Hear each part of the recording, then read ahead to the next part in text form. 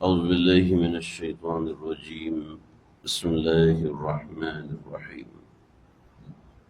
يا أيها الذين آمنوا لا تقدموا بين يدي الله ورسوله واتقوا الله إن الله سميع عليم. سورہ حجرات مدنی سورت ہے، 18 آیات ہیں، 2 رکوع ہیں، 26واں پارہ ہے، سورت نمبر 49 ہے، اور 9 ہجری کے بعد یہ سورہ نازل ہوئی ہے، یا 9 ہجری میں یہ سورت نازل ہوئی ہے۔ قرآن مجید کی سورتوں کی اہمیت کو دیکھا جائے تو یہ سورت اہمیت کے اعتبار سے تیسرے یا چوتھے نمبر پر آتی ہے کہ یہ سورت اس قدر اہم ہے کہ اگر تعلیم کے لیے دیکھا جائے تو سب سے پہلے سورہ نور اور دوسرے نمبر پر سورہ حجرات سکھائی جاتی ہے۔ اس کو حجرات بھی کہتے ہیں، حجرات بھی کہتے ہیں۔ اصل میں قصہ پیش آیا تھا کہ بنو تمیم کے لوگ 9 ہجری میں نبی علیہ السلام کے پاس حاضر ہوئے تھے، نئے مسلمان ہوئے تھے، تو یہ آپ کے گھر کے پاس حاضر ہوئے اور گھر کے باہر سے انہوں نے یا محمد کہہ کر آوازیں لگانا شروع کر دیں۔ آپ صلی اللہ علیہ وسلم کو بلانا شروع کر دیا۔ اپنی دیوانگی کی وجہ سے یا کم علمی کی وجہ سے یا عدم معلومات کی وجہ سے یا کوئی بھی ایسی وجہ ہو سکتی ہے، کیونکہ اس زمانے میں یہ بیل سسٹم اور ڈور نوکنگ ایسا رواج نہیں تھا، بلکہ گھر کے باہر آ کر آواز دی جاتی تھی بلانے کے لیے، کیونکہ گھروں کے باہر عموماً دروازے نہیں ہوتے تھے، پردے لگے ہوتے تھے، اور اگر دروازہ ہوتا تھا تو بھی اس کے اوپر پردہ لگا ہوتا تھا، جس کی وجہ سے پتہ نہیں ہوتا تھا کہ دروازہ ہے یا نہیں ہے۔ چنانچہ مسجد نبوی کے قدیم ماڈل اگر آپ دیکھیں تو آپ کو ان ماڈلوں میں صاف نظر آئے گا کہ گھروں میں عموماً دروازے نہیں ہوتے تھے، صرف پردے ہوتے تھے۔ چنانچہ جو بھی آتا تھا تو پہلے آواز دیتا تھا، 3 مرتبہ آواز دیتا تھا، جواب ملتا تھا تو چلے جاتے تھے۔ تو یہی معاملہ انہوں نے نبی علیہ السلام کے ساتھ کیا، تو اس کے حوالے سے اس سورت کے اندر بتایا گیا۔ اس سورت کو سورت الآداب بھی کہتے ہیں۔ مجدد الفسانی نے اپنے جو 2 جلدیں ہیں، خود حضرت کی جو خطوط ہیں اس کی 2 جلدیں ہیں، اس میں حضرت نے یہ بات لکھی ہے، الدین کلہ ادب، دین سارا کا سارا ادب ہے۔ لیکن اگر دیکھا جائے تو دین کیا، دنیا بھی سارا کا سارا ادب ہے۔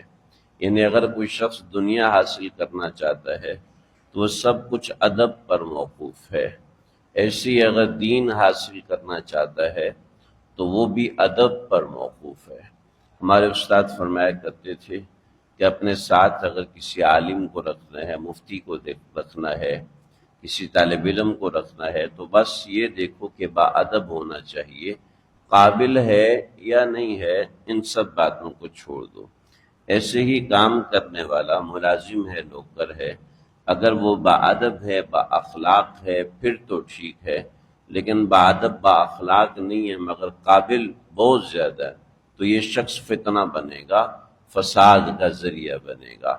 تو باادب لوگ، باادب با نصیب، بے ادب بے نصیب۔ تو اللہ نے صحابہ کرام کی تربیت اس سورہ کے اندر فرمائی ہے۔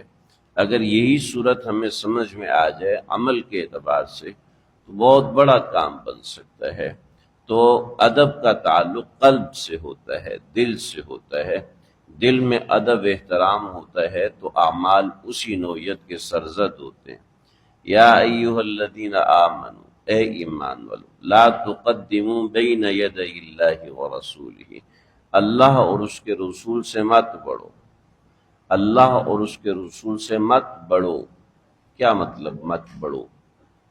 کیا مطلب واتقوا اللہ، اور اللہ سے ڈرو؟ مطلب کیا ہے؟ مطلب اس کو ایک آپ یہاں پر محاورہ سمجھ لیں کہ اللہ اور اس کے رسول سے آگے مت بڑھو۔ کوئی ریس تو نہیں لگی ہوئی نا، آگے بڑھ رہے ہیں تو مت بڑھو کا کیا مطلب ہے؟ مطلب یہ ہے کہ انسان اللہ سے بھی بڑا بننے کی کوشش کرے، رسول سے بھی بڑا بننے کی کوشش کرے۔ اب کوئی بھی بننے کی کوشش نہیں کرتا، مگر یہاں پر کہنے کا کیا مطلب ہے؟ یہاں کہنے کا مطلب یہ ہے کہ اگر اللہ نے ایک حکم دیا ہے تو انسان کے عقل تو یہ کہتی ہے ایسا ہونا چاہیے، یہ حکم مجھے سمجھ میں نہیں آ رہا، یعنی اس کا مطلب ہے کہ تمہاری عقل اللہ کی عقل سے بڑی ہوئی، یہ ثابت کرنا چاہ رہے ہو۔ شیطان کو اللہ نے حکم دیا تھا آدم کو سجدہ کرو، تو شیطان نے آگے سے جواب دیا خلقتنی من نار وخلقتہ من طین، آگ اونچی چیز ہے اور مٹی نیچی چیز ہے، تو نیچی چیز کو چاہیے کہ وہ اونچی چیز کو سجدہ کرے، آپ اونچی چیز کو کہہ رہے ہیں نیچی چیز کو سجدہ۔ یہ تقدموا بین یدی اللہ ورسولہ، یہ اللہ اور اس کے رسول سے بڑھنا ہوا، یعنی احکام باری تعالیٰ کو کمتر سمجھنا، اللہ کے کسی حکم کو کمتر سمجھنا اور اپنی عقل کو اس سے بڑا سمجھنا، اس کو کہتے ہیں آگے بڑھ جانا۔ یہ ایمان والوں کو حکم، اہل کفر کو یہ حکم نہیں دیا۔ اہل کفر سے کہا مقابلہ کرو، ثابت کر کے دکھاؤ، تمہاری عقل سے کوئی حکم دین اور شریعت سے بڑا ہوا ثابت ہو جائے تو دکھاؤ، کر کے دکھاؤ۔ اہل کفر کو یہاں مخاطب نہیں کیا، یہاں اہل ایمان کو مخاطب کیا، جو اس بات کو مانتے ہیں کہ اللہ کا حکم ہے، جہاں اللہ کا حکم ہوا میں اس کے تابع ہوں گا۔ یہاں بہت دفعہ میں ایک دو واقعات سنا چکا ہوں۔ ایک خاتون نے مجھے کہا کہ یہ اللہ کا حکم کیسے ہو سکتا ہے، اس سے تو عورت کی ترقی رک جائے گی کہ عورت بغیر محرم کے سفر نہ کرے۔ یہ لگتا ہے اللہ کا حکم نہیں ہے، یہ تو مولویوں نے اپنی طرف سے بنایا، یعنی جو میری عقل میں نہیں آ رہا وہ شریعت کا مسئلہ ہے ہی نہیں۔ تو شریعت کے مسئلے کو اپنی عقل سے تصادم کر کے یہ سمجھو کہ میری عقل زیادہ سمجھدار ہے اور شرع کا حکم نیچے ہے، یہ بات بالکل غلط ہے۔ ایک تو اس کا صاف اور ستھرا یہ مطلب ہے۔ دوسرا مطلب یہ ہے کہ خودرائی کرے، احکام شرع کو حاصل کرنے کی کوشش نہ کرے، بلکہ اپنی رائے کو مقدم رکھے۔ تو لا تقدموا بین یدی اللہ ورسولہ، اللہ اور اس کی رائے سے آگے اپنی رائے کو مت رکھو، اپنی رائے کو اللہ اور اس کے رسول کی رائے کے تابع رکھو۔ جہاں اپنی رائے کو اللہ اور اس کے رسول کی رائے کے تابع نہ رکھا، وہاں تمہارے اعمال بھی تباہ ہو جائیں گے، جیسے کہ اگلی آیات کے اندر آ رہے ہیں، اور ایسی بہت ساری چیزیں۔ چنانچہ یہ آیت صرف عوام کے لیے نہیں ہے، بلکہ پہلے مسلمان سے لے کے آخری مسلمان تک، پہلے صحابی سے لے کے قیامت تک کے آنے والے ہر مسلمان کو یہ حکم ہے، لا تقدموا بین یدی اللہ ورسولہ، اللہ کے حکم سے آگے اپنی رائے کو ہرگز مت رکھنا۔ جہاں جو رائے اللہ کے حکم کی ہو، اپنی رائے کو اس کے تابع کر لینا۔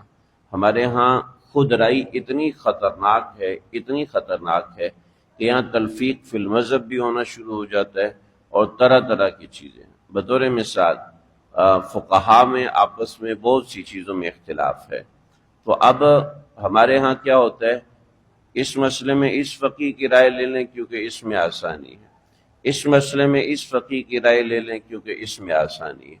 یہ خودرائی ایسا شدید اور خطرناک مرض ہے، ایسا خطرناک مرض ہے کہ انسان کا دین تباہ ہو جاتا ہے۔ کیوں؟